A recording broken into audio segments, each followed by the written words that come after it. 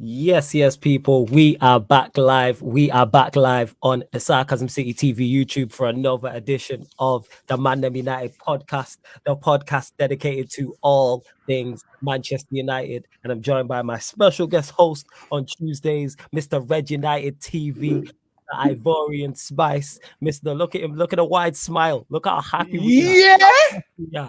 Ivorian, talk to me, my brother. Talk to me. How you doing, man? How you doing? First of all, I'm in a delightful mood, exceptional mood. It's like, to me right now it's raining in London, but to me it's been sunny ever since Sunday, bro.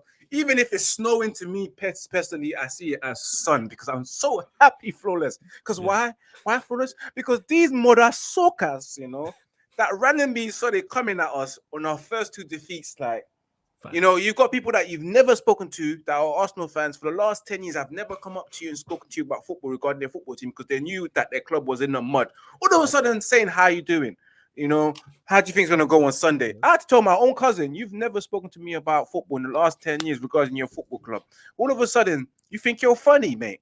He was like, I was only joking. Like, don't take it personal. I was like, no. Do you think you're funny? But guess what? My response, I said, say nothing. On Sunday, it was just laughing face emojis that I sent every Arsenal fan that I know. Nothing more, just laughing face emoji, Flawless. They know what I want. Since then, it's been about 48 hours, no response. No response. No response. A bit like their football team on Sunday. No response. Like that's what it is. The fans are following suit as their football team did. So of course, my Ivorian, what he is talking about is the 3-1 victory Manchester United had against Arsenal at Old Trafford, which we will discuss. We'll also discuss Manchester United being in great form. We'll also discuss Manchester United being 4 wins from 4. Obviously, the Europa League starts for Manchester United. The campaign starts this Thursday as well, and we do have Crystal Palace away on Sunday. So there is a lot to discuss. There's a lot to divulge, and we will get into all of the topics I just mentioned. Please make sure whether you're watching this live right now or whether you're watching this back after, hit the like button on the video. Vitally important you do that. If you don't have a YouTube account, get one because it helps support us. Sign up easy. If you have a Gmail or you have an Outlook account, you can just link it up. Hit the like button on the video. Share it across all the socials and subscribe to the channel Sarcasm City TV. It is road to 5k people. Make sure you hit the notification bell as well when you do that. I will have one eye on the Chelsea game as well because the Champions League starts, so I've got it on in the background. But we are here for Manchester United people, and make sure you follow myself at That's Me Flawless across all socials, and you'll find Ivorian and all the Red United socials as well. But there is only one place to start. Manchester United 3, Arsenal 1. I'm saying, and the game went, actually, I can't say the game went, the result was exactly what I expected. I said on this show on last week Thursday, I said on this show on last week Tuesday, I said on every show I was on here in the past week and everywhere else I was, that Manchester United would win this game because we have a better midfield than them. I was stating that and how important that was. You are not turning up to Old Trafford with a midfield of Xhaka, Lokonga, and Odegaard and getting a result and winning the game. That's not a midfield to fear. Arsenal fans can hype up and rate Odegaard all they want. That is not a midfield trio that I am fearful of coming to. I hope every time Arsenal come to Old Trafford and when we play them at the Emirates as well, they play that midfield. That's what I want to see because that's not fearful. But Ivorian, your thoughts when you see in the lineup? The only change to the previous game was Anthony went in for Alanga, so the new signing started. So yeah, your thoughts on the lineup and your thoughts on the game overall. All right, straight away from the starting lineup, the only surprise for us I can say, which I can completely understand, is the Casemiro, because we ideally thought, okay, Casemiro didn't play those 2 games, but played a bit of parts to build up his match fitness. Surely on Sunday he should be ready to play against Arsenal. But then again, you realize that Scott McTominay, I'm not going to hype him up, but I told you this last time against Liverpool. This guy's built for these type of big games, where passion and desire is needed and intensity is needed. You get me? He lives for these games. He doesn't live for small games. He's got that dog in him, man. He's got that dog in him. But we're going to get into that because I've turned into a passion merchant. That's what I've realized. We're going carrying. I am full on passion merchant, man. I'm full on passion merchant. We're all about the passion and desire now and the intensity now. We're really about that, including the quality. But yeah, that started out. The only thing that put me away was just the Casemiro not starting. To my surprise, I never expected Anthony to start because reading our manager, he slowly introduces players. He was slowly introducing Casemiro into the team because he doesn't understand the style, the system, based on his words and his words alone. He said he doesn't understand the style. He needs to understand the way we play, get used to the rhythm of the Premier League. So he's going to slowly build him up into him to bring him into the team. Same thing with Ronaldo, who missed the preseason and etc. and didn't turn up and only played one full game. Has to be slowly introduced into the side. So the only surprise was seeing Anthony, and I thought, okay, I know my manager. He's not going to play Anthony. Guys, don't get excited. He might be put him on the bench, just slowly introduce him into the game so he can see the rhythm of the Premier League by watching on the bench. But it shocked me, Flawless, for him to start. But then you can see and understand the reason why is because, of course, I completely forgot that he used to play for Ten Hag. He understands the system. He understands what Ten Hag. What is there to really build up? He needs. Anthony knows exactly where he needs to be, especially when we're attacking Arsenal. The spaces where he needs to be, and etc. So he knows this philosophy. So throw him in was the right idea. Get him a little 60 minutes because we all know Anthony hasn't been playing as much football as he was meant to do because he decided to go on strike and not turn up for training and probably not turn up for the game. So we know he was lacking match fitness. So starting lineup, I was okay with it regardless because at the end of the day, you know, you can't really fault a winning team, you know? Yeah. And on top of that, I trust my manager, you know? That's my manager, bro. And if he goes with it, I run with it too, bro. You know, I'm with him. I'm behind his back, you know? Our manager. You get me? The manager that we wanted, you know? Not that scrub. But yes. Yeah. And then the game itself, like... Let's be honest. Let me just go straight to the VAR decision. Yeah. For any Arsenal fan that's watching here, if someone comes at you from the back with two hands, look like he pushed you from the back with a bit of his legs kicking you on your back calf, it's a foul. Yeah, and if you're not playing the ball, it's a foul. Like I was screaming it foul from the moment I saw it foul all the way to the Arsenal scoring goal. I said that is a foul. Like I don't understand how you can not see it as a foul. The only way you cannot see it as a foul is if you're an Arsenal fan and if you're a deluded Arsenal fan. Because there are some Arsenal fans who will tell you right now, you know what, that's a foul any day, bro. Sunday league, that's a foul. Bro. It's a foul regardless about trying to make... 110% it's a foul. I was going to discuss that as well. But yes, it is without doubt a foul. I don't know what people are talking about. It's a foul. Yeah, and all those pundits as well. You guys make me sick, bro. About it's too soft and etc. Back in my day, back in your days, even if Ricky would probably agree with me if I said it. Back in these days, that will still be seen as a foul. It's a foul. You know? You get me? You can't do that. You can't come from the behind, push someone with your own bare hand, even in slow motion. You can see it. But let's forget that because we'll discuss that later. But back into the game now. When Arsenal scored their goal, I was like, fucking hell, bro. Not right now. Like, why? But I was pleased with the decision being overturned. And then when Anthony scored his goal, which was wonderful play, big up to Christian Eriksen, you know. The Eriksen to Bruno, that connection is working. That's the light bulb that Arteta was talking about. You know, it happens to just be Eriksen and Bruno, the connection, because his light bulb didn't work when he made his free changes. You know? But yeah.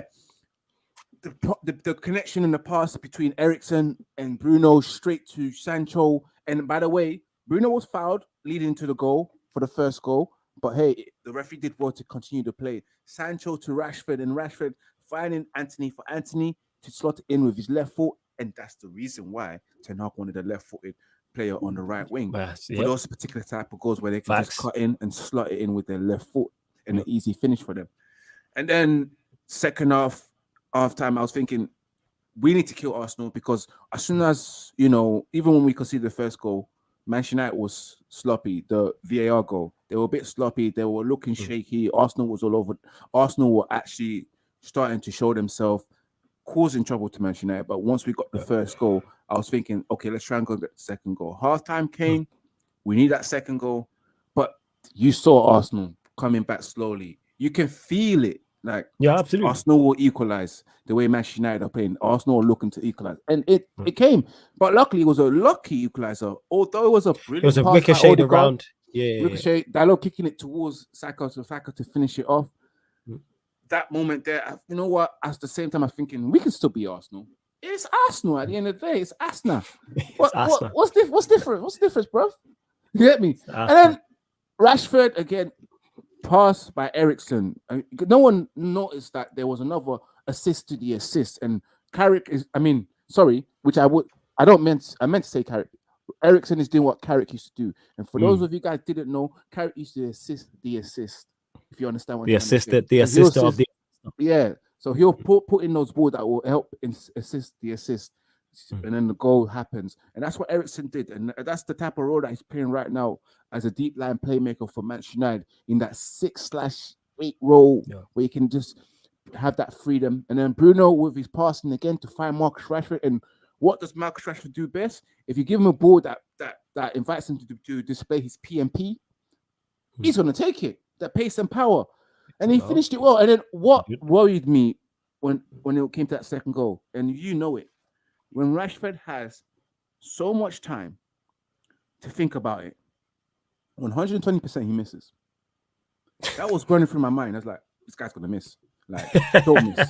We was all concerned when he was running through for that second goal. Yeah. Absolutely. But he made the right decision and scored. The third goal. Bruno, yo, fam, you know this Bruno slander that's been happening. You know we're gonna have to. Eventually, one day you're gonna have to apologize one day if it's consistent. If it's not consistent, you're right to say what you have to say, and I'm right to say what I have to say. But that pass, right, it beat 100 man with the outside foot. Straight to Christian Eriksen, quality pass. Absolutely. And then finding Eriksen doing the right thing, squaring it, a team goal. Brilliant performance in terms of togetherness. I love my manager. The word togetherness is always there. It was always mentioned. The word standards as well is always been mentioned in his conversations. And I like that because before standards was out of the window. No one actually claimed to their standards at all. And my manager is all about the standards, the word principle as well, and togetherness is what I like about my manager. He regards everyone needs to have a high standard, and then when you're at Manchester United, the standard needs to be over the roof. It needs to be the highest of the high. Absolutely. Highest, that should be the aim. Even if we don't reach the standards, that should be the aim. The aim should be the highest standards, 110%. Yeah. And everyone is accountable for their standards. And that's what Erik ten Hag has brought. Accountability. Something that we've mentioned in the past, that no one's accountable for their own performances. No one gives a shit. Like the first 2 games, Maguire was insisting that his partnership wasn't stable enough with Lucha. I had a nerve to even call him by his nickname, which I bloody don't like. Like, Lucha doesn't like you like that. He doesn't know you like that, Maguire, bro. And then that was a sure sign that Maguire doesn't hold himself accountable. Sending David De Gea to do an interview after getting wiped 4-0 when it's meant to be the captain shows me that you don't hold yourself accountable for the team. You're the captain of this football club, and you're sending your goalkeeper to go and do the conversation. It's like I'm not bothered. Go and do it. It's like your mom and dad making you go and answer the door to the Jehovah's Witness because they're not bothered. You get me? Like, yeah, I'm not bothered. Just go and answer the door. Tell them that we're not in. Facts. Then we all know about them ones there. Yeah, at these times, the Jehovah's Witness is saying, but I can see your mom through the window. No, she's not in. My mom's not in. Nah, my mom's not in. Yeah, mom's not in. Nah. But again, lovely. I know what the results made my Sunday. That's all I've got to say. Made my week, because Manchester United had a fantastic week. But again, all I have to say is, Arsenal, because why? They deserve it. Talk about I have to give you a meal half. You get me? Like, it's Nelson. Nelson's the one that goes, yeah, Nelson. You get me? Oh, Arsenal. Arsenal, top of the table. And we said it before. Remember, Flawless, Arsenal be that elephant that's sitting on the top of the trunk of the tree, wondering how the hell did you get there? But we all know it's going to go down. Absolutely. It's going to fall. And this is the start of their fall. So let's see if Arsenal got the correct characters, the right minerals after a defeat like that, because they never played anyone. They played nobody. Then they played us, and we beat them. But still to this day, pundits are still talking trash. Even when we beat Liverpool, they said that we played a poor Liverpool. Now we've beaten an Arsenal, and they're still not convinced, Don't have to be convinced. We, as fans, we're going to take it one game at a time and see what happens comes May. But brilliant game, Flawless. Over to you, Flawless. Over to you. I know you had a lot to say. That's why I was letting you cook. In regards to the lineup, it was a pleasant surprise to me that Anthony started. I didn't expect him to start. I'm saying, considering he's just got here, but you mentioned it, others have mentioned it. Ten Hag knows him. So Anthony knows Ten Hag's system and what he wants from him. And he does add a beautiful balance out there. He's not a left winger playing right wing. He wants to play right wing. He wants to be out there. Like you said, being left footed is why he scored the goal. But I like the fact that Ten Hag started him. Shows he trusts him in a big game. Other than that, the only other complaints I'd see people talking about was McTominay. Again, people, McTominay deserved to start that game. You know why? Because he's been playing well. Stop looking at the name. Stop running with agendas. Do I rate McTominay highly? No. But has he been playing well recently? Yes. I can separate the two. I cannot rate a player but go, that player is playing well and they deserve their start. The same way I can rate a player and think a player is good, but if he's playing poorly, I can go drop that player because I want what's best for Manchester United. I don't want what's best for this player or that player. I don't want what's best for Scott McTominay. I want what's best for Manchester United. And if what's best for Manchester United during a period of time is Scott McTominay playing because he's playing well, play him. Will Casemiro get his start? Absolutely. There's games going on now, people.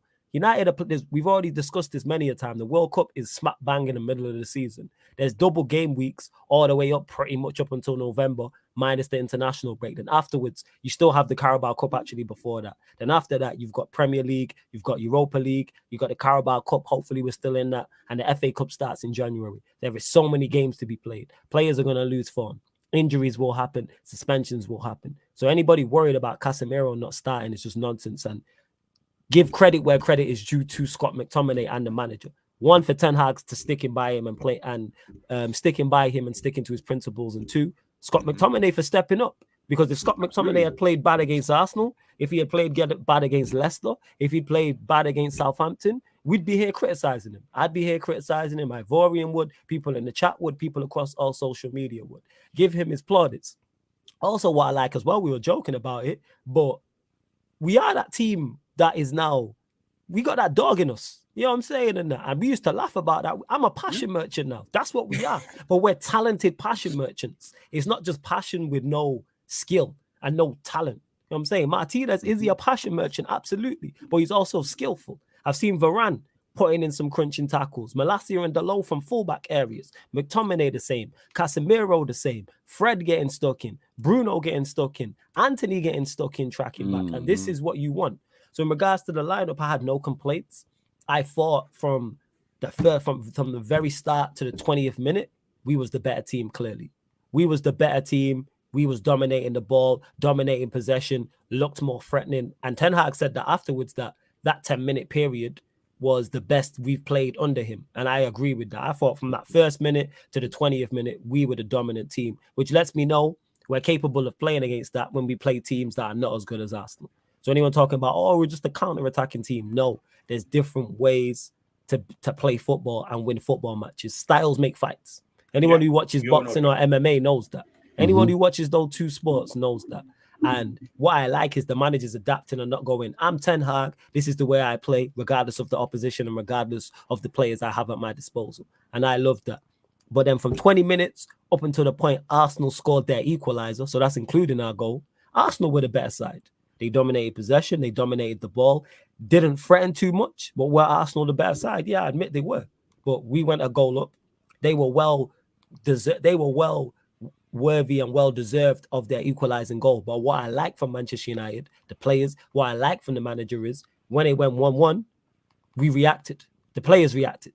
The manager reacted with his subs and got his subs right. Arteta got his subs wrong. And why they decided to play a high line, I don't know.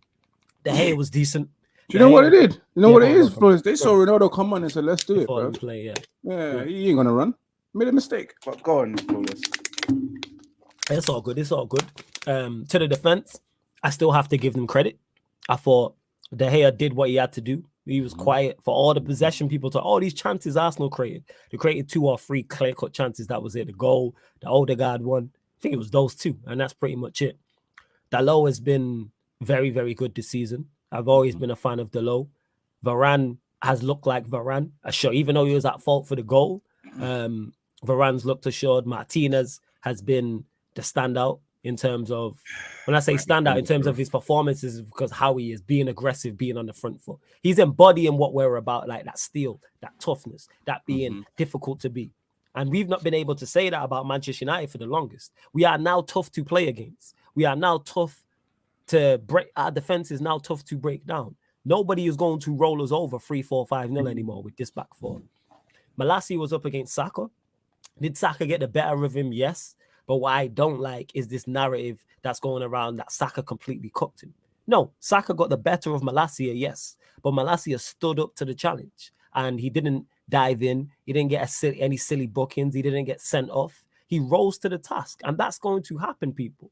I don't know if it's because people play FIFA or people play Football Manager that they think fullbacks don't get done. Whoever you think is the best fullback in the country is, guaranteed at some point he will get done this season and the opponent will get the better of him. He's up against Saka, who's a good player, 2 a good dribbler, powerful, quick, and he did. But what I like is Malacia stood up to the challenge. He didn't shirk it.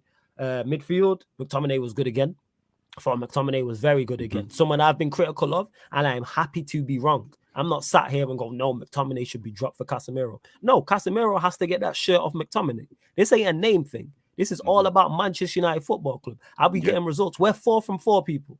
And McTominay's played his role in that and played his part in that. Because like I said, if we had played bad, he'd be the first name we'd all be picking out and saying he's playing poorly. Eriksen, to me, was man of the match.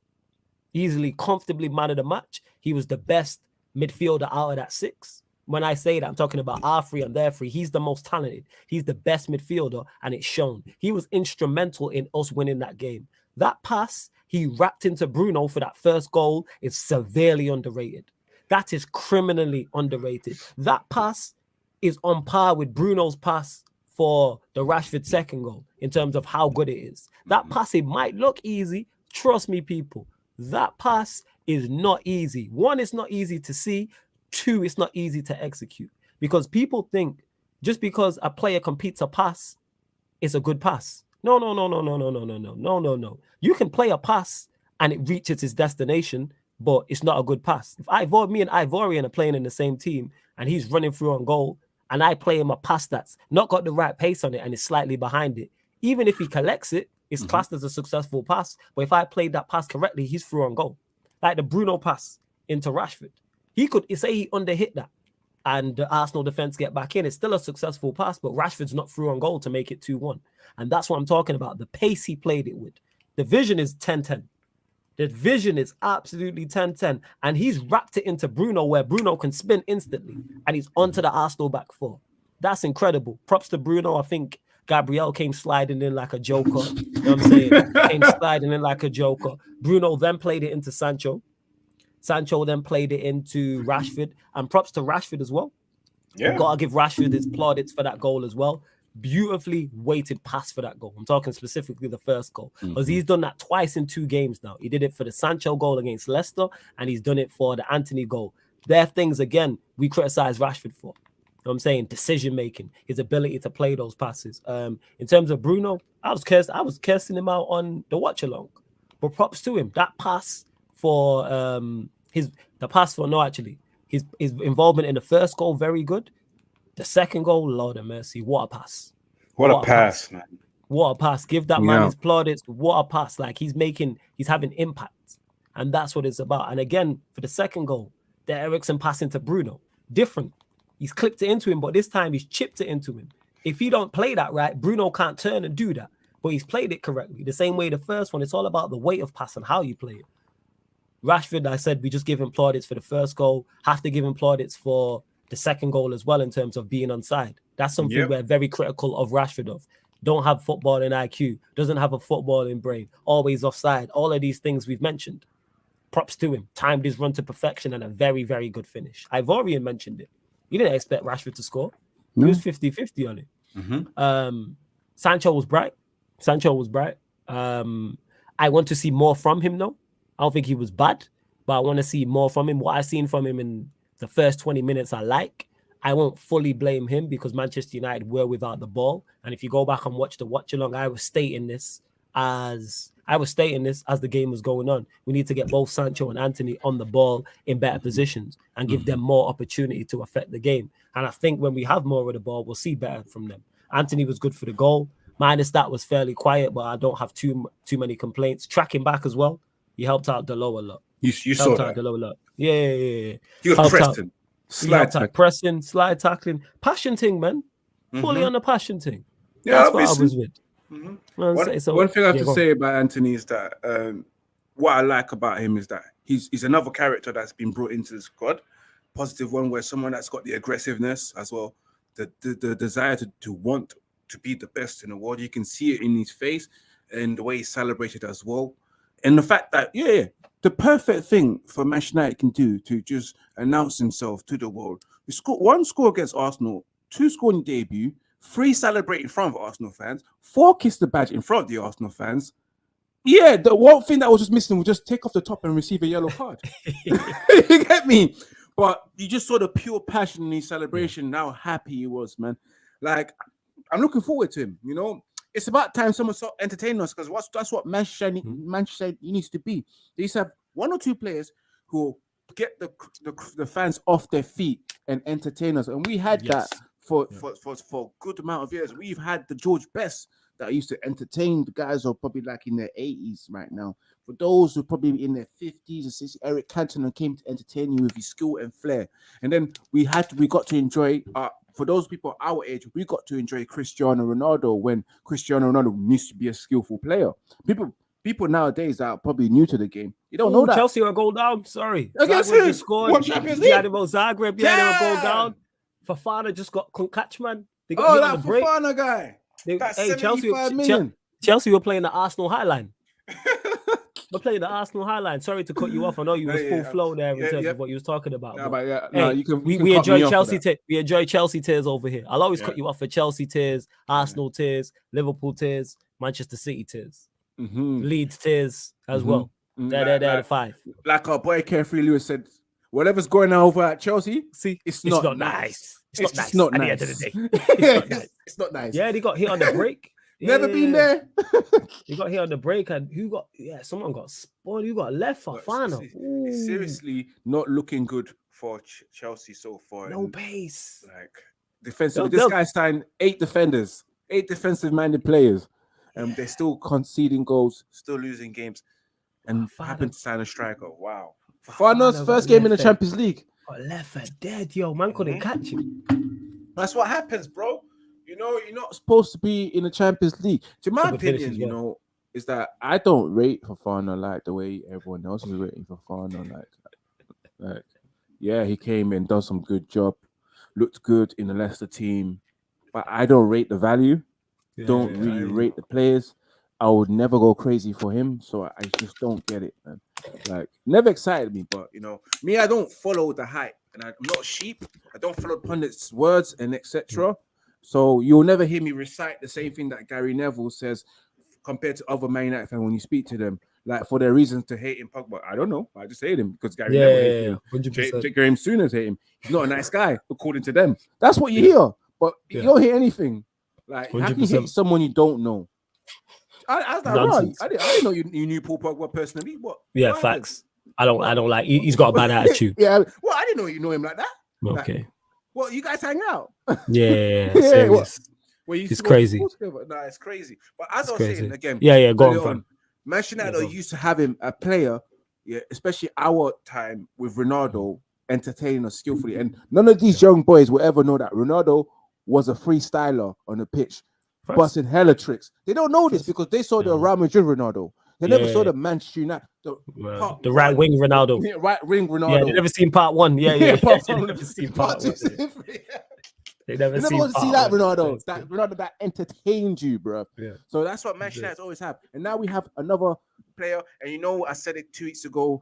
And when we were signing these Brazilians, I was like, you know what, Flores, we've never been successful with signing Brazilians. Let's hope these Brazilians that we've got now. I trust these Brazilians. This Casemiro, because Telles and Fred were frauds. Kleberson was a fraud. You get me? I trust these Brazilians. But Anthony, I can trust him. I'm going to enjoy 100 million euros down the drain and Anthony scores again. That's what I was singing, you know. Love it. Get me? We spend that money, bro. Let's spend it and let's enjoy it, man. It's an investment, you know. You buy a player at the age of 22, 10 years time, it's 10 million each year. Absolutely. Let see me it run like through that. some. Let me run through on some then. of these comments as well. You lot get the likes up as well. Big up to Olu, who yesterday became a member. The link for the membership is in Big the up, Olu. pinned comment, people. Big up HH, who says, hey, big up to you. Daredevil says, big up Flawless and everyone else. Love from the USA here. We ended Arsenal's unbeaten run and humbled them like Kendrick Lamar. Ericsson was my man of the match, Danish Dynamite. Oh, Ericsson, I'm a wax lyrical more about Ericsson because people were doubting him and he was quality against Arsenal and has been good. I told you, Anthony don't know what pressure is and he bags in front of the Arsenal fans. You love to see it. Facts. Save says, look how Henderson looked finished at Liverpool when Klopp came. Klopp reinvented his career. The same process could happen with McTominay. You know what? Because McTominay, like Eddie called him here, we got to try hard like McTominay helped by a midfielder like Ericsson, perfect balance. We could. I'm not saying McTominay is going to be that guy. I'm not going to say he's going to be the guy to play week in, week out, but he could be a useful squad player. And at the moment, he's showing that because his place is on merit. His place is on merit. Even the clip that's going viral about him filing Jesus, that was a good foul. That's a good foul. I don't know if people have never played professional football. Sometimes there's good fouls to give away. And that was a good one. He did lose the ball. Yes, it was his poor touch. But if he doesn't bring him down and Jesus breaks and then scores, then we're talking about why did he not bring him down? It was a good, sometimes it's good yellow cards, people. You can get good yellow cards in football, and that was one of them. Eddie saying, we got mentality monsters now. We got mentality monsters. I'm actually confident with us at Crystal Palace because we're not afraid of any team. We do, Eddie. We have that steel. We have that nastiness. There was the AFTV fan camp. Shout out to Don Robbie. And the guy, I can't remember his name, but there was a fan, he's a regular on there. And he was saying how, what did he call Anthony? A despicable human being. And I like that. I don't want us to be liked. You know what I'm saying? I don't want people to like us. This is not a relationship. I don't want you. I want you to dislike us. Man called Anthony a despicable. Yes. I want you to think. Why? Because he celebrated in front of them? Celebrated in front of him because he kicked a few people good. I want you to think our manager's despicable and our players are despicable and our playing style's despicable. Because you know what? Who wants to play against a despicable playing style? Nobody. I don't want to be easy to play against. I don't want to be Arsenal. I don't want to do that. I don't want to be nice. Now I kick you up in the air, man. That's what I want. Dalot does it. Varane did it against when he choke slammed Diaz. That's what you want to see. Martinez and he choke slammed Gabriel Jesus as well. The same to Jesus. That's Martinez what I love. opening minutes stood on his foot. I'm like, let's go. Like, I'm with that. Casemiro adds to that. McTominay will kick you. Fred will kick you. Bruno will kick you. Anthony's aggressive. This is what you want. And that's what wins game. And that's what you see with the best team. The best team have that level of aggressiveness, sometimes that level of nastiness, you know. Yeah. Because you remember, guys, nice guys finished last. Nice guys finished last. And we've been nice for too long. Too nice, man. Too nice. You know, they said that we're like, here's the net. Brentford score 4 goals. That's how nice we are. Easy to play against, man. Yeah. I don't want us to easy. We're too easy. So yeah, absolutely. The nastiness is needed, the ruthless is needed, and that's what Ten Hag brought to the team. He said he wants to bring a warrior like Martinez to bring the fight. You know, people like Anthony to bring the fight, the ruthlessness, because that's what type of characters we need. And you can see it as Manchester United fans. We love it. We love the players high-fiving each other. The comrades, you know, the punching fists when we're doing the clearance and all that kind of stuff. I love seeing that too, you know, because it shows the character. Like, it wasn't like that when Maguire was there. It wasn't like everything that. Was nice. Yeah. Everything was nice. But Martinez being there, Rafael Varane being there, Malacia as well, and also Anthony's, and of course with Casemiro's level of quality and composure and his leadership, we have real characters now. Yeah. We have proper leaders in the dressing room that's here to say, no. Rashford, I know you're used to losing, but we are not. Nah, man, this is not what we're here for. Every single game. We want to win trophies. I come from Eredivisie. I just won the Eredivisie, same as Anthony. You know, Casemiro just won the Champions League, just won the La Liga, just won the Super Cup. He ain't here to just chill. He ain't here for holiday. He's here to win trophies. You know, again, he's here to renew his challenge and win some trophies and bring that winning mentality back to Manchester United. And our manager is not a loser like Oli that's never won anything. Our manager is a winner, He's and he's got stuff. a winning. Yeah, he's actually won things, and he's got a winning mentality. He's won stuff in the top 10 European league. You know, I don't think Eredivisie probably ranked like 5th or 6th in the UEFA coefficient ranking. Well, it's definitely top 10. But it's in the top 10. So yeah, he's a winner. You can see it by his attitude, his demeanor, the way he talks. You know, even after the matches, he tells you there's plenty of time to improve. We can still improve. But previous scrub will tell you that we played exceptionally well. There's no need to improve. When you need to improve. Yeah. You get me? Big up, Saif, bro. Yes, I'm out here, man. Saif says I've already spitting sense. That's why I'm letting you go from. Keep going. Keep going. I'm doing this with an MC, so I gotta spit some sense. But it is what it is, man. I'm just happy. Like the way Manchester United are going, I saw this coming. I said it needs to get ugly before it gets pretty. And that came. And then with that coming, it meant that, okay, shit, the fans are upset. We need to get our act together. And what happened? Signings were made. You know, even if they said scrap the De Jong, let's bring in Casemiro. You know what? This Anthony transfer, I know it was next season's transfer budget, but we need to spend now because all of a sudden the money came out of nowhere. So I saw it coming in terms of the way Manchester United will progress under this manager because I believe in this manager. I believe in the philosophy. And I know it's a process, you know. It takes time to implement a philosophy. It can take some people, depending on the players you have, and you know that Manchester United don't have the players to play the philosophy. So sometimes it can take the whole preseason and they get it because of the players that you have. And if you don't get the backing, it might not be. It might be until December where you see Manchester United playing free-flowing football where everyone is competent. It might get to that stage. Or if they're really good and they understand what they want to do, let's say by the end of October, Manchester United are actually playing football. They are pressing properly. You know, they're attacking in spaces. You're seeing that type of football that you see as. But right now, what the Manchester's done is make sure the defense is strong, hard to play against, and then we take it from there. And that's what we're doing. And guys, we have been a counter-attacking team before, but not like this way. Oh no, Ollie's was different. It's soak, pressure, sit in, and just soak, just like Jose Mourinho, soak it up until like you're like some kind of wet towel that you can rinse off. That's how much pressure we soaked up. So this one was different. We got at Arsenal at times, you know. We played against them. We stood toe to toe, even though they showed us a bit of levels, but we ended up beating them on specific counter. And then what we did is they played onto our traps, favored our traps. You know, we said we're gonna give you the ball, but you're not gonna be ready for this one-touch pass from Bruno Fernandes and Eriksen. You're not gonna be ready for it. You know, you're gonna play the high line. You do that. We want to fool you by playing Ronaldo on the. I think Ronaldo played on the. He didn't play centrally, flawless. He played on the right-hand side. Yeah, and Rashford continued to play in the middle. They got fooled by that. They never thought Ronaldo would be playing on the wing, and Ronaldo did his job. Ronaldo was involved. We got to give credit again to Ten Hag subs, number one. Number two, Ronaldo was involved in both the second and third goals as well. Yeah. So we have to give him credit. And that's what I was saying about Ronaldo when people were talking about why you being so harsh on Ronaldo. We've seen the best Ronaldo in the squad role.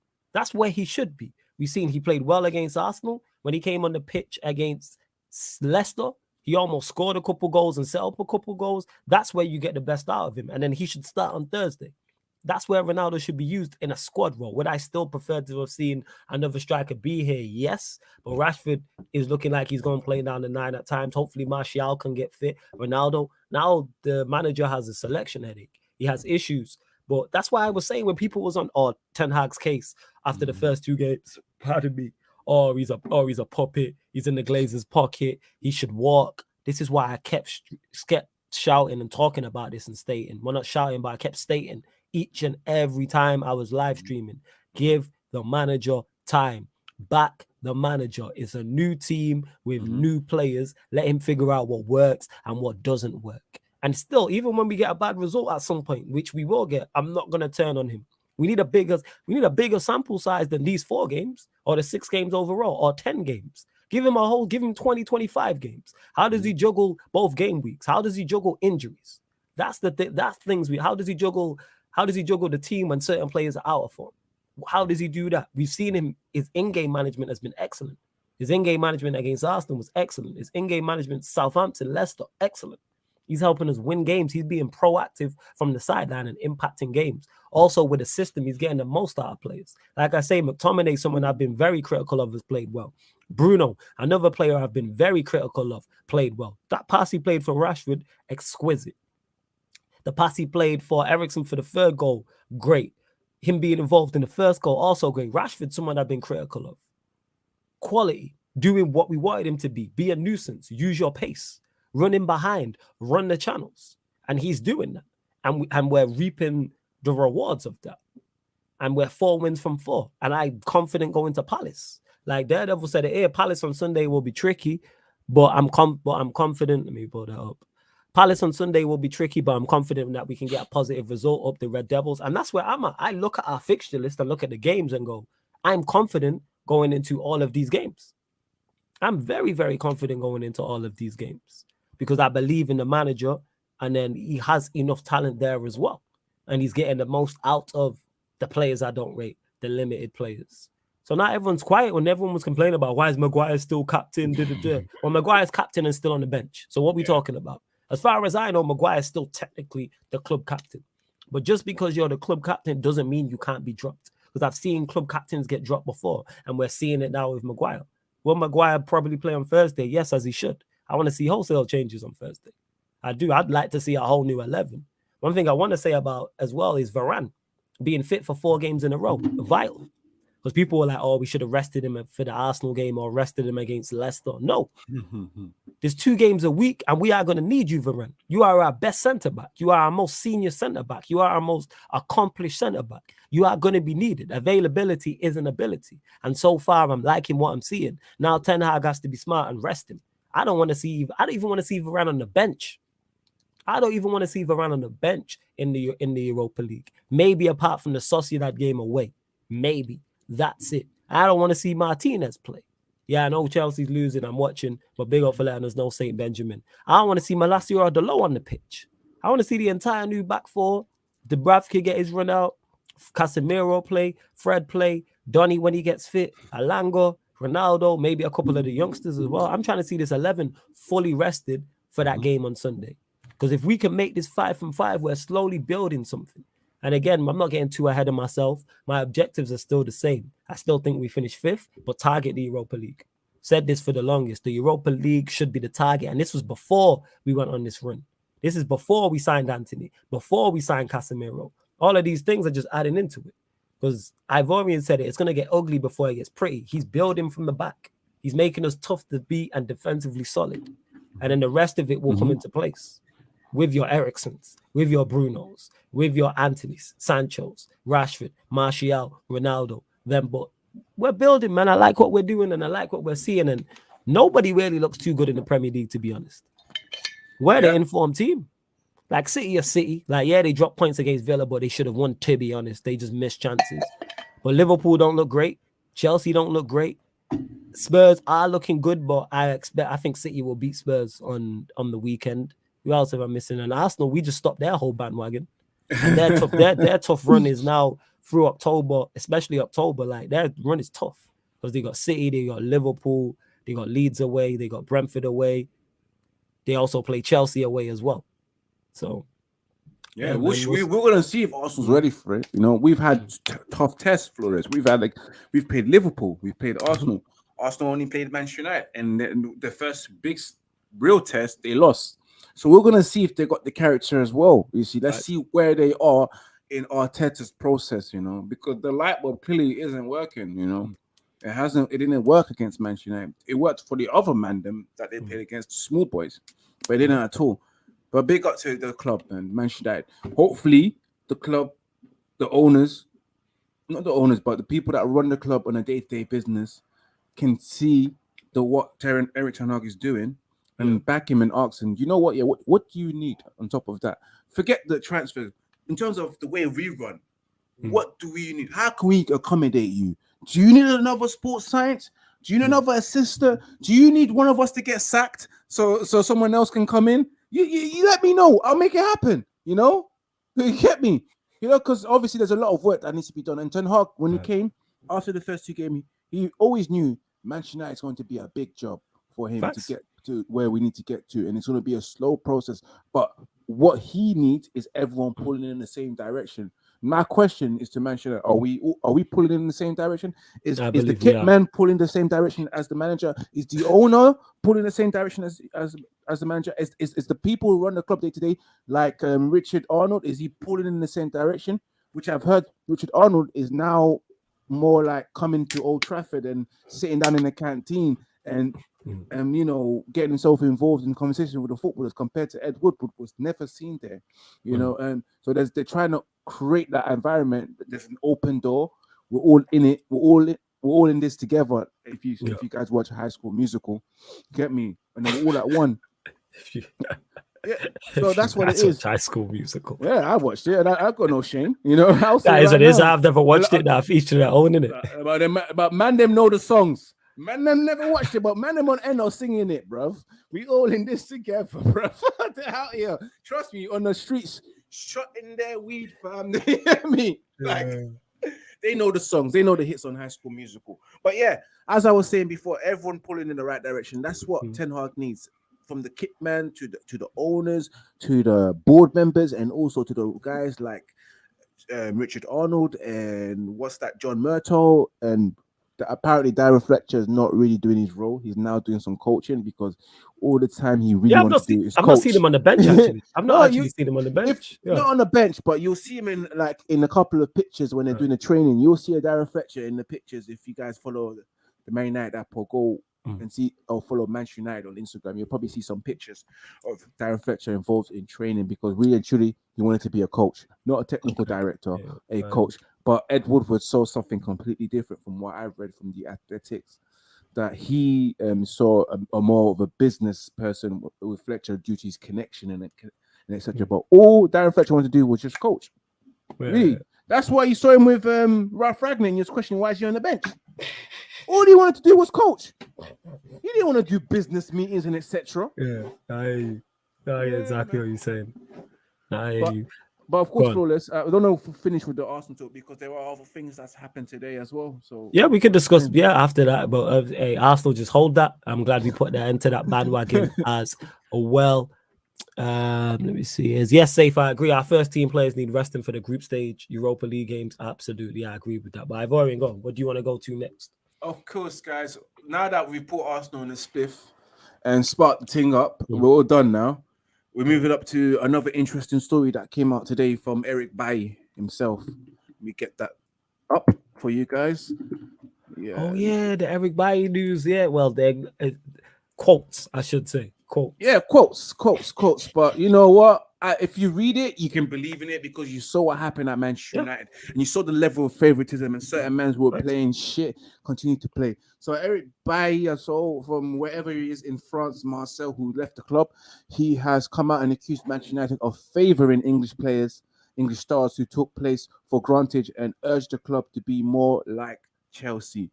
I don't know if we want to be more like Chelsea, but I get what he's trying to say. I get what he's trying to say in terms of the lack of favoritism. I get that. I get what he's saying. So Bailly, as quoted, this coming from the Times Sports, says he said that the club Manchester United should have avoided favouring English players and give everyone a chance. United should encourage competition in the dressing room, not just look out for some. I've always had the feeling that the national players were prioritised.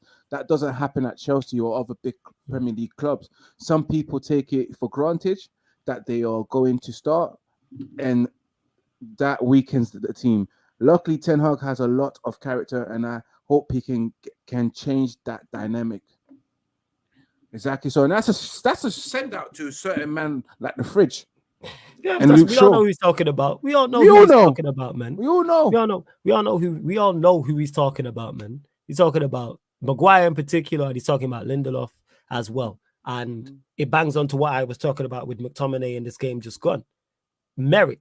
How Maguire and Lindelof continue to keep their places when playing poorly was ridiculous. And Dean, and I've seen this, and Dean says here, he needs to look at himself. He missed 103 games through injury. How can anyone build a team with that availability?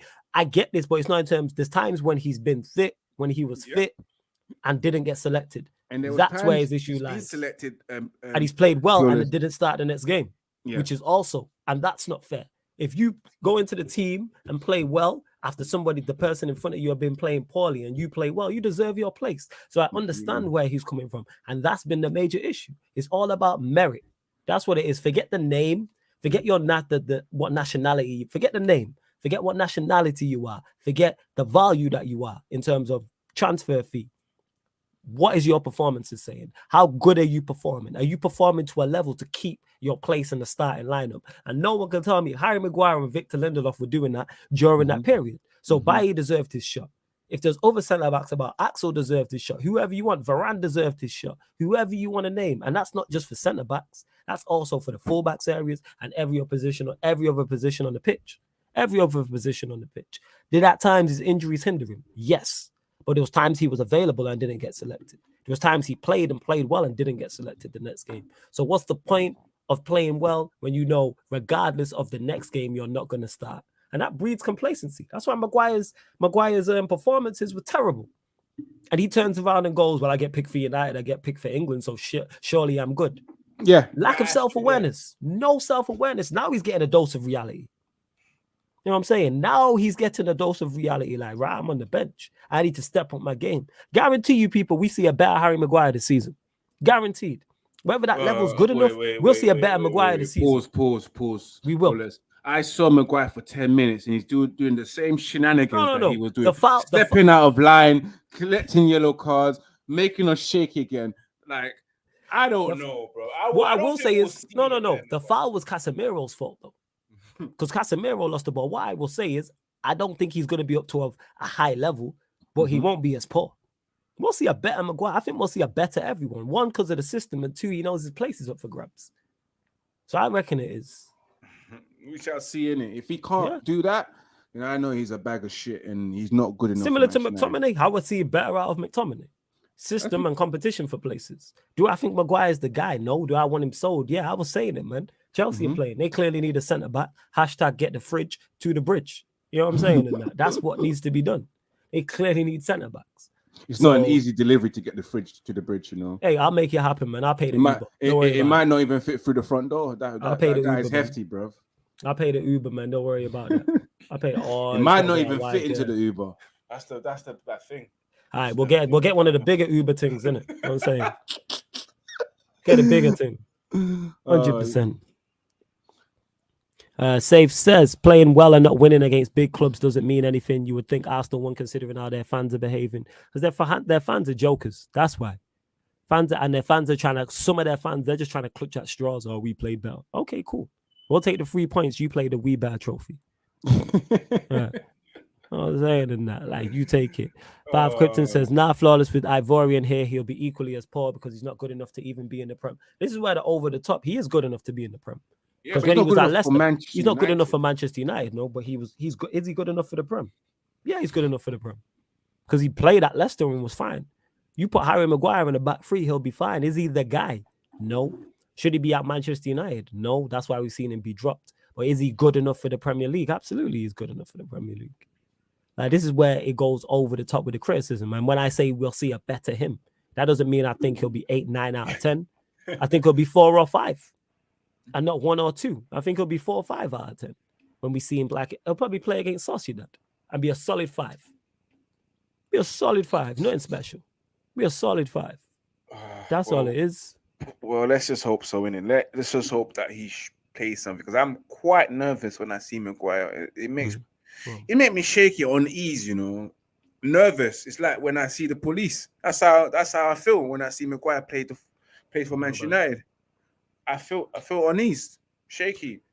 Even when I haven't done anything wrong, it's the same thing. Same thing with Maguire. So like against Sociedad, let's see if he's still got it. If you can't deliver against Sociedad, then you're gonna have a problem. Then I'm gonna have to say you gotta start playing the Carabao Cups instead.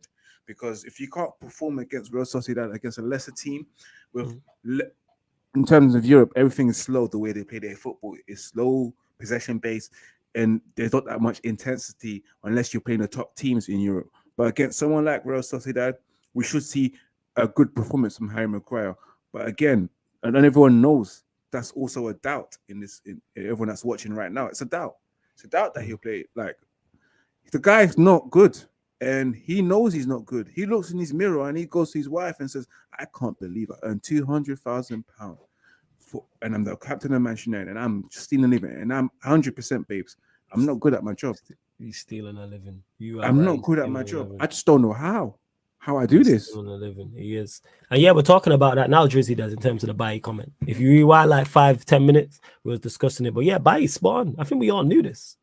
Wasn't a shock what he said, and it's good to see that no longer in the team. I said to everyone there was no guarantee that Maguire starts and Shaw starts and Wan-Bissaka starts and Fred start together and Bruno starts and Rashford starts. It's on merit. All the players played deserve their spots. We've won 4 from 4. Them players deserve that. Whether you rate them or not, they deserve their places. And no, but of Krypton, this is just incorrect. Just do the research. No, Flawless, he's not. He's been relegated 4 times a season and he started those games. One of the seasons he started 3 matches for Hull. So we're not going to blame him for the whole one. Again, man, we don't have to go over the top. This is what I'm talking about. People always want to go OTT with the criticism. No, quick question. Has Maguire been relegated 4 times? Really and truly, one of the times, I think it is 4, but one of the times was Hull. He played 3 matches. Yeah, that was like the start of his career. He played 3 matches. I'm having a look here. When else did they get relegated? I'm trying to have a look now. Let me pull this up. So, from what I remember, I saw him go from Hull to Leicester. Yeah, with Hull, I'm having a look. Hull, maybe Sheffield United got relegated from the Championship to League One. Yeah, he was then. But Sheffield, he played 5 matches. So they got relegated that season. He played 5 games. The whole City season, when they went from the Premier League to the Championship, he played 3 games. Where else did he get relegated? Where's the other? Someone let me know where the other 2 are. I know one is 2010-11 with Sheffield United, and one is 2015. No, so yeah, one is 2014-15 with Hull. When's the other 2 relegations? He got relegated twice in one season. With who? Who was it with, James? Who did he get relegated with? Who did he get relegated with? Because he was on loan at Wigan, but I don't think Wigan got relegated that 2014-15 season. Or did they? Did they go from the Championship to League One? We shall see. Let me have a look. Because he went on loan.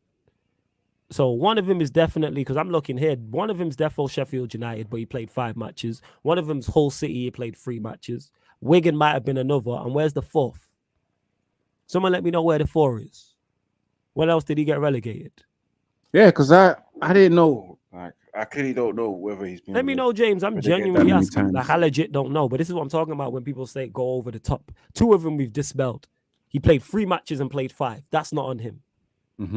He played for 2 teams in 1 year. So what? He played for. It must have been Wigan then. Wigan. He played 16 matches. All right, cool. That ain't even that much because you play 42 matches in. You play 42 matches in the Championship. So I can't even put that on him. So that's 3. Where's the 4th one? So we've got Wigan, we've got Sheffield United, we've got Hull. Where's the 4th one? Let me know, people. I'm legit asking. Where's the 4th one? Yeah, man, this is what I'm saying. You can't blame a centre-back for being relegated. LOL, it's a team sport. Although he's not good enough for us, he's not completely trash would suit a low-block team. Yeah, he's just not good enough for United, but people always want to go over the top. Ryan does this shit all the time. And that's little bro, and I get onto him about it, like when he was talking about James Milner. Or James Milner should just quit football. No, just because he's not good enough for Liverpool doesn't mean he should quit football. And this is why it is with Maguire. Now we're divulging this, he got relegated 4 times. 3 of those times, he barely played. He played 16 matches in one, 3 in one, and 5 in the other. 16 matches in the Championship is not a lot. But that doesn't mean, okay, so yeah, he wasn't good enough to start in those teams either. That's why he didn't play Flawless. That's my point. How do you know that? You weren't watching Hull. You weren't watching cut it out, man. People just can't say anything. You weren't watching Hull City in the Championship. You weren't watching Wigan in the Championship. Come on, man. Like, man, just say anything. You weren't watching these teams to say he wasn't good enough. Harry Kane went on loan to a Championship side and didn't play. Him, Vardy did. There's a picture of them on the bench. Yeah, your cousin supports Hull. Yeah. How convenient. Yeah, sure. Yeah, that's what they're saying. Them bars there, you know, them ones there. I watch Italian football, you know. No, you don't. Them ones there. Oh, my mum's boyfriend's Italian. Yeah. Supports Bologna. All right, okay. I'm saying, man played. What's it called? Man played 3 matches for Hull in the Premier League. Played 3 matches. But yeah, he's not what's it called anyway. He isn't good enough for United. Back to the point, he isn't. Yeah, he's a kid in the game, but people don't overlook that. But as I was saying with Maguire, what was I at? Yeah, he's not good enough for United. That was the point I was making. But I expect to see a better him. I expect everybody to be better, simply because we have a manager who's going to put a system in place to help these men. Is he good enough? No. Do I want to see him in the starting lineup? Absolutely not. But we're going to have to play him. The amount of games we've got, we have 5 centre backs, and one of them is Phil Jones. So he's going to play, without doubt. But any further thoughts on the what's it called? Eric Bailly comments. In my opinion, yeah, of course, Absolutely right. that's what we all sensed throughout the last 3 to 4 years at Manchester United under under Ole Gunnar Solskjaer, mainly under Ole Gunnar Solskjaer. Favoritism ruined the team performance. Even those who wasn't playing well got to play again and again and again.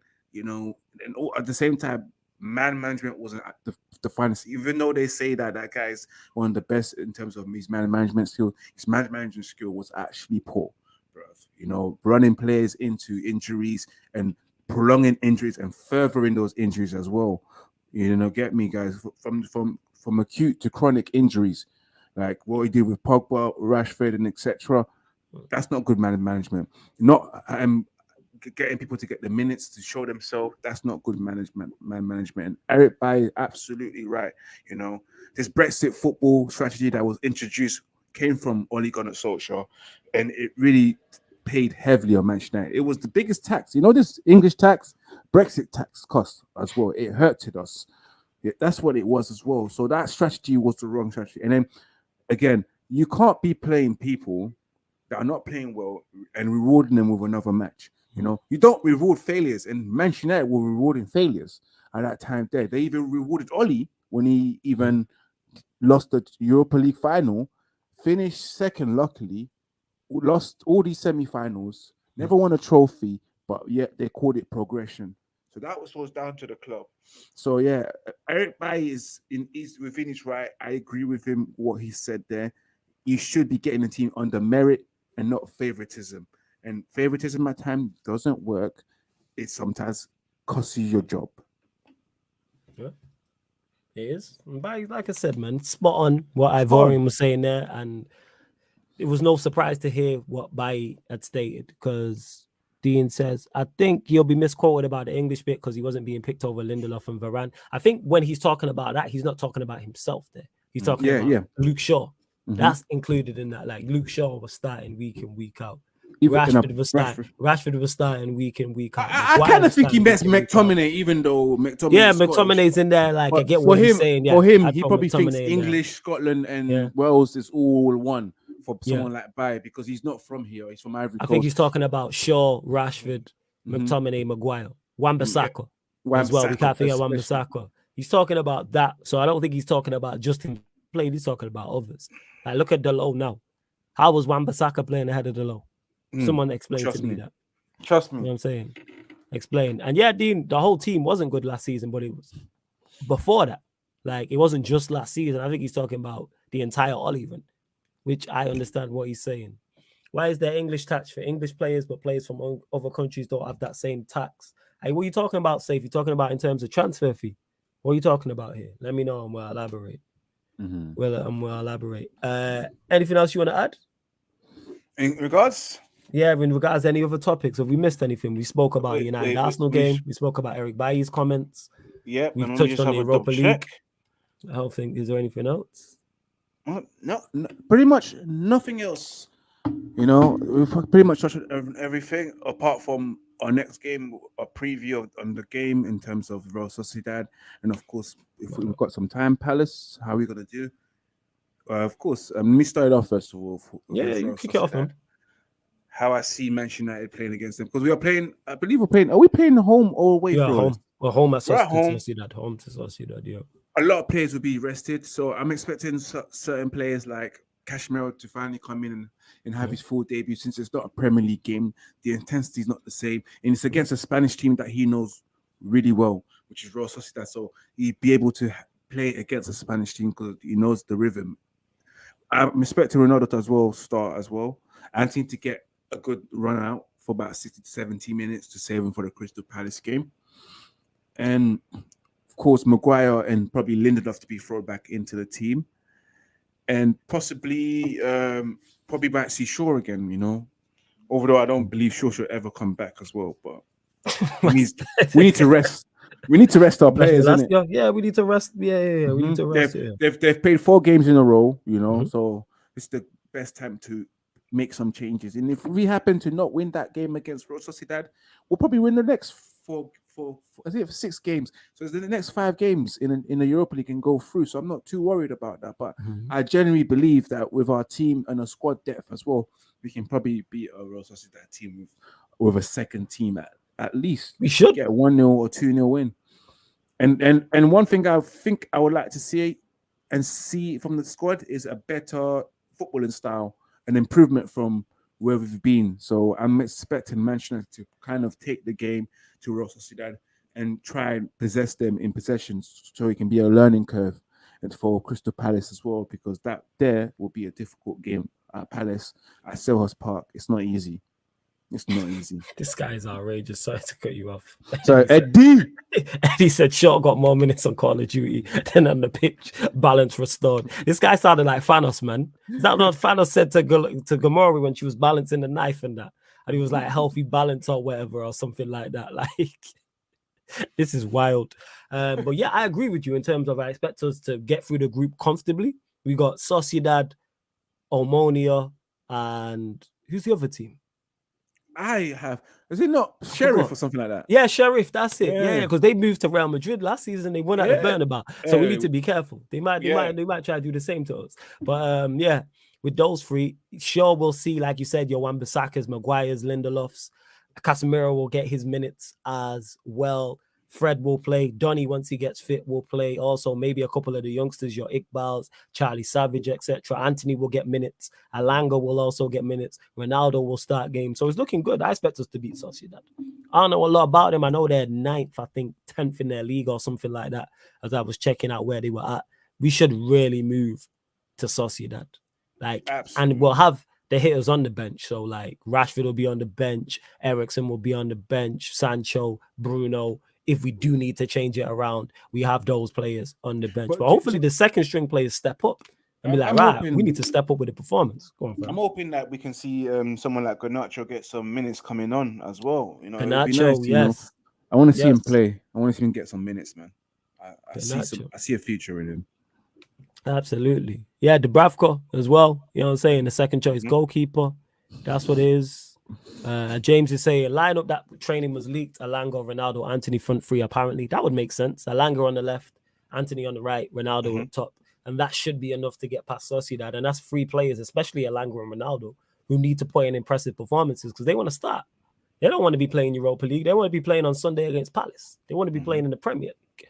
So that's what I like is now the first team have set the bar with these 4 wins out of 4. Now the second string players, all right, can you match them? Not even can you match them, can you exceed? Yeah. Can you give the manager a selection headache? Can Alanga come in and be so good where it's like, right, who plays? Alanga or Sancho? That's what you want. Who plays up top? Is it Ronaldo or Rashford? Who plays like, is it Donny or Bruno? Like these type of things. Like you want these selection headaches. That's what you want. Like, right, Wan-Bissaka showed very good today. Give them props. So hopefully we get the win because that's a competition we should be targeting anyway. Without doubt. Should be. Diallo's gone out on loan, Daredevil, but he says, I'd like to see Garnacho, Diallo, and Dubravka get some minutes. I thought we should have kept Diallo.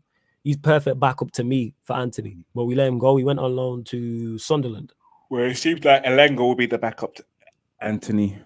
Yeah, well, Alanga's playing left-hand side because we are light in those areas. Unless there's Garnacho. I think we still got Palestri as well. Yeah. Because is Palestri right-footed, I believe? Palestri, I think so. Because I don't think he's left-footed. I don't know, people. I don't think he's left-footed. Because he plays on the left-hand side. Yeah. So we'll see. We're going to see. I want to see Iqbal and Charlie Savage. Yes, love to see Zidane Iqbal. Yeah, definitely. Hopefully they can get some minutes too because they deserve some opportunities. The fact that they never went out on loan and they get included into the team, in the squad, I mean, like this weekend that went past, Iqbal was on. I think he was on the bench, or the week before that he was on the bench. So I believe Ten Hag sees something in Iqbal that he can mold and nurture. So we shall see, man. I like that. He's a good baller. Yeah, Tommy T on the ropes. Hashtag up the Chelsea's businessman settings. James says Rashford on the left is better. Let's be real. Second half versus Liverpool and Arsenal, he moved to the left, and that was his best performances. I think it's more so just how the games went. That's why he got moved out there. It's about the games went because Rashford set up both goals centrally. When I say both goals, he set up the goal against Leicester from a central area. He set up the goal against Arsenal for Anthony from a central area. He also scored his goal centrally. Even the Sancho goal that he set up, Sancho. Remember? He was playing through the middle. Yeah. Even was it not even that against Liverpool? Was it not Rashford that assisted Sancho against Liverpool? I'm trying to remember the game. It seems so long ago. I think so. I'm trying to think. No, it was Alanga. It was a 1-2. Yeah, it was Ericsson and Alanga played the 1-2. And then Sancho spun Milner. I think Milner's still sliding now. And then Van Dijk Van Dijk. I think Van Dijk still stood there. Yeah, you're right. You're absolutely right. Yeah, it's true. Yeah. It was Elanga. So I won't say Rashford's been better on the left. I'd say he's just been bright. You know what I'm saying? And moving around in that. But of course, James is capping for his guy Ronaldo. So of course he's going to say Rashford's that's the thing better is, that's what you happen when you have a coach. That coach you, because Manchester United haven't been coached for 3 years. Facts. Let's be real. And that's why you're seeing McTominay with instruction. McTominay knows what he needs to do. He knows his job now. Yeah. He knows what he needs to do, where he needs to be in a position. And you watched against Arsenal, he didn't behind anyone's shadows. He was trying to make himself available, be part of the free-flowing football that Manchester United were trying to play. So it just shows that they're not all bad. Yeah. Some of them just need coaching, just not Maguire. He is bad. Like he is bad. And I don't think coaching can save him. Like, because he had good coaches before with like what's his name? Brendan Rodgers is a good coach and he coaches his players in the way that he's played. But and of course on the Oli there is an exception because it's Oli Gunnar Solskjaer. Ten Hag, we shall see because we've seen him get the opportunity to be a starter and just flop it and just mess it all up. So we shall see if Maguire is coachable because I truly don't believe he can play the Eric Ten Hag system. He's no. Aggressive. He'll get moved on. He's not aggressive. He's not quick enough. And to be honest with you, he's not that strong. That's what they give him. They say he's strong. They somehow say he's quick, very good in the air. When he's not, you don't win that much headers in the air. Like we've seen it. How many Maguire's goals have we seen from a set pieces since he's been here? When we thought we were going to get a defender that will score some set pieces, hardly any. And it's not like you're seeing him do what Martinez do, win everything in the air. Yeah, I get you. Get me 5 out of 5. 5 out of 5 headers, and we've seen Maguire's stats compared to Martinez's stats. Maguire's stats is horrendous, and I had to show people that, especially after the first win of the season against Liverpool, and then the second season, the second of the season, and then the first 2 games. I showed people stats because they were blaming Martinez for his height, and forgetting the fact that we conceded goals because Maguire wasn't in the right position. And I showed exactly his duel percentage, how many headers he won, and he outclassed Maguire. Do you know what Maguire was good at? I think a slide. He done one little tackle and got 100%. He's not engaged like Martinez is. Martinez is actively engaged. If Martinez was a gang member, he'll be in my gang because he's actively on it. He's always on it. On it, 100% in that, without doubt, man. He's that guy. And everyone knows if you're from the ends, he's that guy that's always on it. He's on smoke, man. You can smoke all the time. Like, yo, there's such and such going on. Yeah, not even that, but you're the one that has to tell me that, yo, chill, man. We just came to do some shopping. Yeah, man. Relax, man. Why are you always on fighting? Yeah, everyday beef. Not everyday beef, man. Relax, man. Relax. Yeah, not everyday beef. You come beef. to wine a couple of girls and have a good time, and you want to fight every time. You want to fight everywhere. Yeah. Been there, like, yo, chill out, man. Not like, do you take a day off? Relax, man. Not every day road, man. Not every day. That's Martinez for you, and that's why I take to my beef. Not every day road, man. Any team that tries to play football with us will get cooked on a counter against us. Teams like Spurs who want to sit back will be challenging for us. It'll be interesting to see how we deal with that, Dominic. How we deal with teams when teams sit back and we have the ball. That being said, for that first 20 minutes against Arsenal, we had the ball and looked good. Yeah, This we is why I cooked don't them. worry. This is We why I cooked don't them. worry. Yeah. That's why I don't understand Arsenal fans with this whole problem. Yeah, Arsenal played well, but we kind of, before we conceded the first goal, we was all over Arsenal. We was in Yeah, their for half, the first 20 minutes, I agree. We camping their was. half, and then Arsenal got the last half of the first half and the early start of the second half. But then the last 10, 20, the last 15 minutes, we was cooking them again. So it's pretty much, if you think about it, if you add the rest together, it's an even game. Yeah. But it was just that the difference is that Ramsdale got cooked and De Gea did his thing. That's the difference. Facts.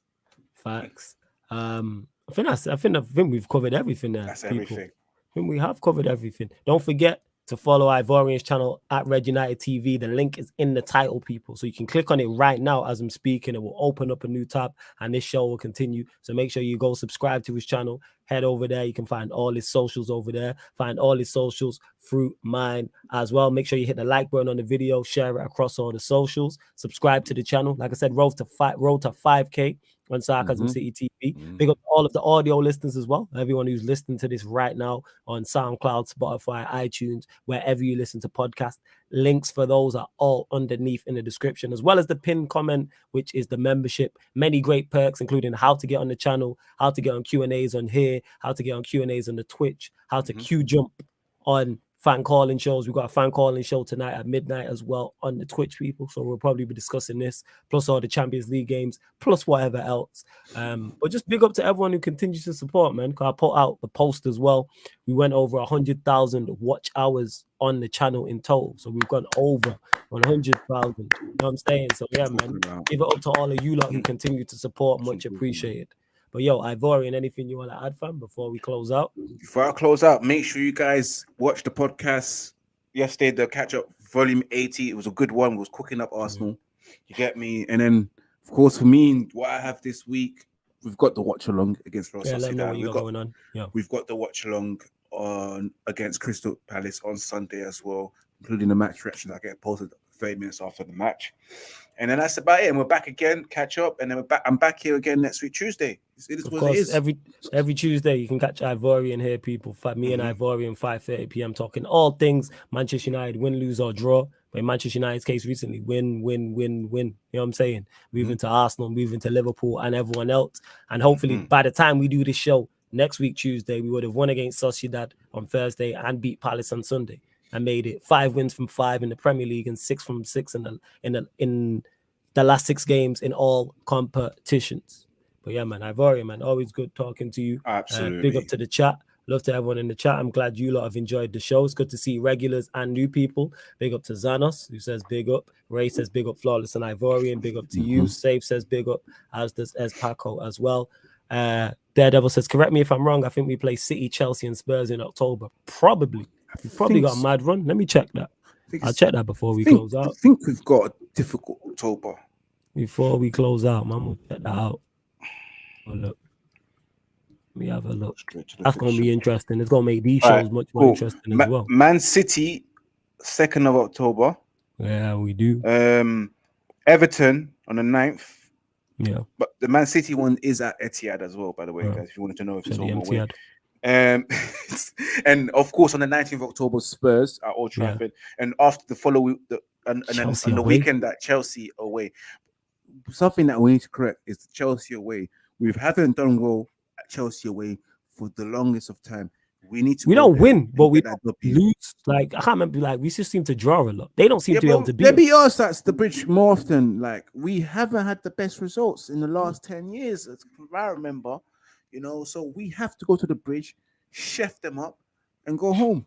Yeah, man, we're gonna move to them. They out here struggling against Zagreb. We'll be all right. You know what I'm saying? In that, they Dynamo Zagreb. You know what I'm saying? We'll be all right. Yeah. Well, yeah, we move. Well, love to everyone that has locked in. Like I said, we're back tonight on this channel, people. We're back actually in about 50 minutes for the first Champions League watch along of the season, Celtic versus Real Madrid. So I'll be watching Celtic versus Real Madrid. I'm sure the rest of the panelists will be watching different games. So PSG, Juventus, maybe someone will be watching the Liverpool Napoli game, plus more. Kind of like Soccer Saturday, people, you know, like where there's different panelists on and people will be here watching different games. But the advertised game and the game I'll be watching is Celtic Real Madrid. But make sure you lock in regardless of what game you are watching, because then you might be you'll keep us up to date. And if that Saudi Real Madrid game is dead, I might switch over. But yeah, man, love to everyone that has locked in. And this has been the ManDem United podcast live on the Sarcasm City TV YouTube.